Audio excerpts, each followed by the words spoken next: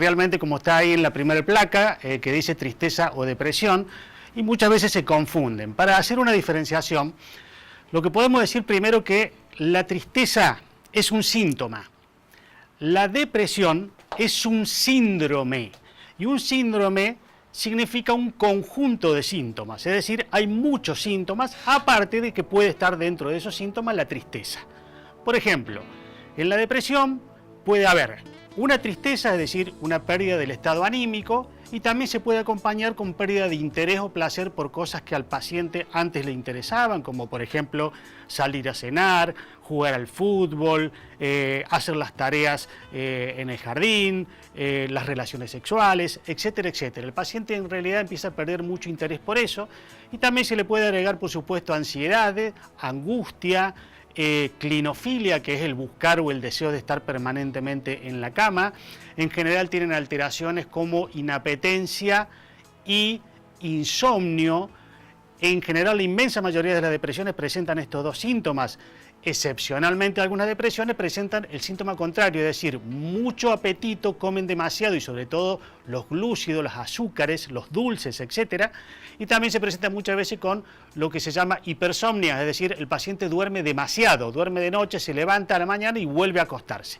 Pero en general esos son, por ejemplo, las depresiones estacionales de las cuales en algún momento hemos hablado. La tristeza, como recién dijimos, es un solo síntoma, y en la segunda placa vamos a ver que, aparte de la diferencia que acabo de comentar, vamos a ver 5 grandes diferencias. La primera dice tristeza, acontecimiento vital y depresión, entidad clínica. NT significa neurotransmisores. En este caso significa que la tristeza suele ser desencadenada por un acontecimiento vital. No así la depresión. Por ejemplo, el paciente depresivo se siente depresivo y a veces no tiene un factor que lo haya desencadenado. En cambio, en la tristeza, generalmente el paciente dice, mire, yo me empecé a sentir triste a partir de mi separación con mi pareja, me empecé a sentir triste a partir que mi hijo se fue a Europa, me empecé a sentir triste a partir que cayó piedra en la soja que había sembrado, etc. Siempre hay un motivo. En el segundo punto dice, debajo de tristeza dice temporal, y debajo de depresión permanente, significa que la tristeza tiene un tiempo acotado, un tiempo limitado, en donde en general el paciente tiende como a adaptarse a la situación del tiempo y de la situación que ha desencadenado, tratando de adaptarse.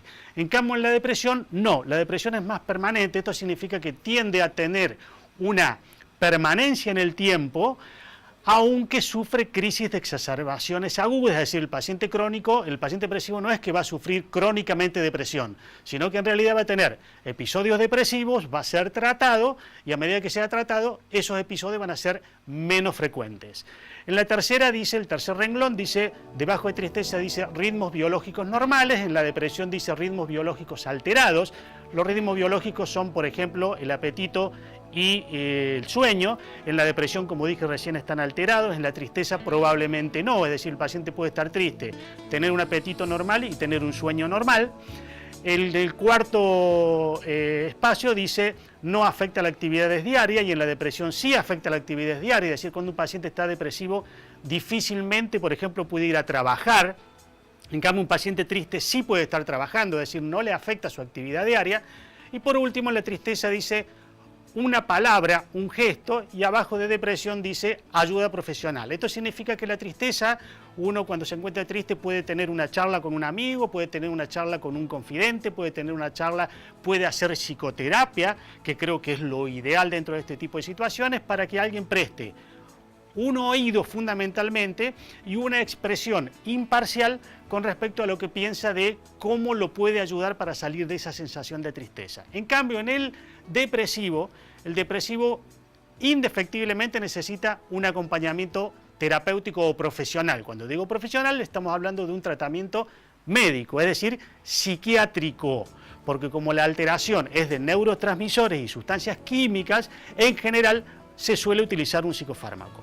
Vamos a la siguiente placa, si el director nos acompaña. Ahí vemos una imagen solamente de lo que significa una actividad cerebral. La imagen que están viendo, eso es un SPET, un estudio dinámico mapeado del cerebro.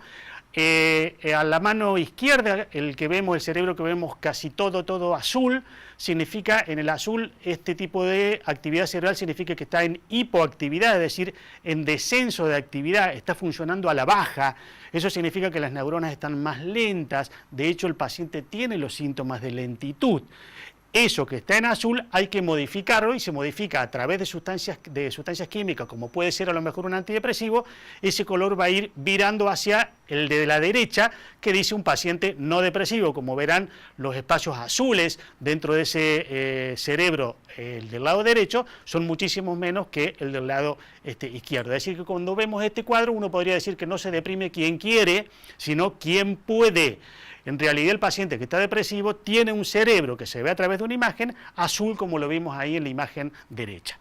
Si pasamos a la siguiente placa, vamos a ver una expresión que dice: el tratamiento de la depresión mayor es indiscutiblemente farmacológico.